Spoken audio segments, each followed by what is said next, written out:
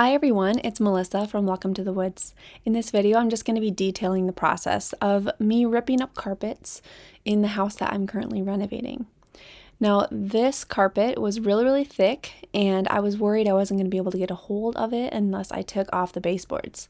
Didn't really want to take off the baseboards because although it would make carpet removal easier, I would have to store them, number them, keep them organized, and then reinstall when I'm done with the renovation. So instead, I just left them on. I removed all the vent plates though, obviously those have to go, and then anything else obstructing the carpet. I was able to pull up the corner, it was a little bit loose, and getting that started, I just used a little pry bar and my hammer and started to pull up the fabric part of the carpet. What I was hoping is I could get my pry bar underneath the tack strips along the edge of the carpet and pull those up as I went, but I was not so lucky. In fact, those end up being a huge headache, which you'll see a little further down in this video. Now, this carpet was installed by being tacked down onto the tack strips with some staples along the edges, and then the underlayment underneath the carpet was stapled into the subfloor all over the place. So after I rolled up the carpet, I had to get the underlayment taken off, and this was able to pull off and just bust at every single staple. So the staples stayed in, the underlayment just popped up easily. To get this carpet out of the room, I'm going to take it in sections, and initially I thought I could use a box cutter, like a utility knife, and cut along the top of the carpet. I had seen this in some videos online, but this was nearly impossible, especially with the thick carpet that I was pulling out of this room. So instead, what I found worked great is to roll it back and then cut it from the underside, so the netting underneath the carpet. That cut super easy with the utility knife, and then I was able to roll it into manageable sized chunks. I also rolled up the underlayment, although I didn't really have to cut this, it just tore easily. Pulling up the carpet and underlayment was definitely the easiest part. Now came the hard part.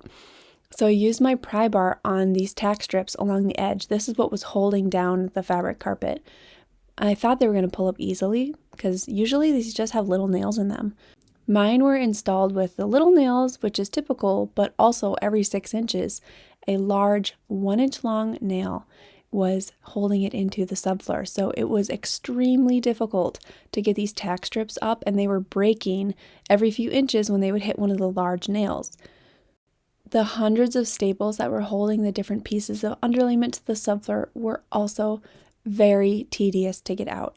What I found was the easiest was to just knock my pry bar against them. Since they had a piece of underlayment attached to almost every single staple, this actually worked pretty well, and when I hammered against the bar, the staple just popped right up. The staples were about 1/2 inch long, so they were not very big. If mine were bigger, then I think I would have had more trouble. I probably would have had to use a big pinchers, and this would have taken much longer. I did try the method of using my multi-tool as well with like a metal cutting blade. So I was able to just run that blade flat along the subfloor and then cut off the staples with the blade. But what I realized is that this really wasn't a lot faster. It maybe saved a few seconds per staple. And it left all these little bits of metal in the subfloor, of course, even though they were flush. I thought it was better to remove the staple completely. Look at this, the foam soles of my Nikes saved me from a nail. When I was walking around, I don't know, I just felt this in my shoe. It didn't hit my foot or anything, but I felt this and I looked, and sure enough, a nail had gone right up into my shoe, so I pulled it out. Since I'm working alone and I'm working just a couple hours at a time, in between when I'm nursing my baby, I took 2 full days of work to get all the carpet removed, and that included the stairs, which were a beast. So this was very doable by yourself, but you might want a little more time than you might think. And the great thing about carpet removal is that anybody can do it with just a few simple hand tools. I used my pry bar and my hammer for almost everything in the room, and then sometimes a needle nose pliers if a staple was stuck. Very simple. So this is me pulling out the transition piece, pulling out more staples, etc. Now I want to at this point invite you, if you don't already, to follow me on Instagram. I share behind the scenes of all these DIYs in my stories, and you get to follow what I'm doing in real time. Right now I am working on the kitchen, things are a bit slow going, but I'm really excited about all the builds that I'm starting in there, finishing up a little more demo this week, getting to painting. It's all really exciting. So be sure to follow the link in the description on this video to come and check me out on Instagram. I also recently started a TikTok, so if you're into that, then come follow me there as well. Doing this work is back aching, and so I did quite a few inversions like this throughout this time. I did these regularly to stretch out my back because being crouched over and hunched onto the ground for hours pulling out staples is really not for the faint of heart. Now to get to the stairs. So the stairs were so difficult, much more than I anticipated because they carpeted all the way around the top, the bullnose. And so first I just took off this plastic like runner, which was very easy. And then I started to pull from the bottom where the carpet was slightly loose. There's tack strips on every angle of the stairs. So on every corner where it turns, you got a tack strip. I tried so hard to use the leverage of the big piece of carpet to rip up the millions of staples that were in the edge of the carpet holding it to the bullnose. But eventually I just decided to grab my utility knife again and just start cutting. And it wasn't easy to cut the carpet from the top like I mentioned earlier, so I just kind of hacked at it like a crazy lady.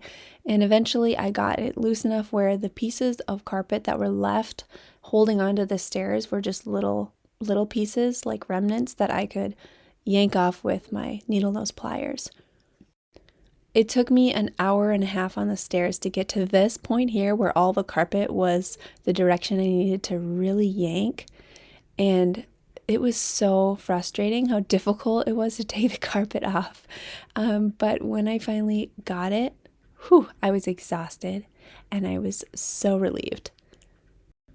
Then what was left was the same process as the floors, just on a vertical surface. So I removed the underlayment, I removed the tack strips, and I pulled up all the staples. I knocked them off. So I hope that you enjoyed this little update to where I'm at with the renovations on the lake house that we purchased. Things are going so well. It's kind of funny though, because every day I leave my house, I come here, and I basically bought myself a 9-to-5 job in construction. So thank you so much for following along, supporting my channel, and watching Welcome to the Woods. We'll catch you again next week.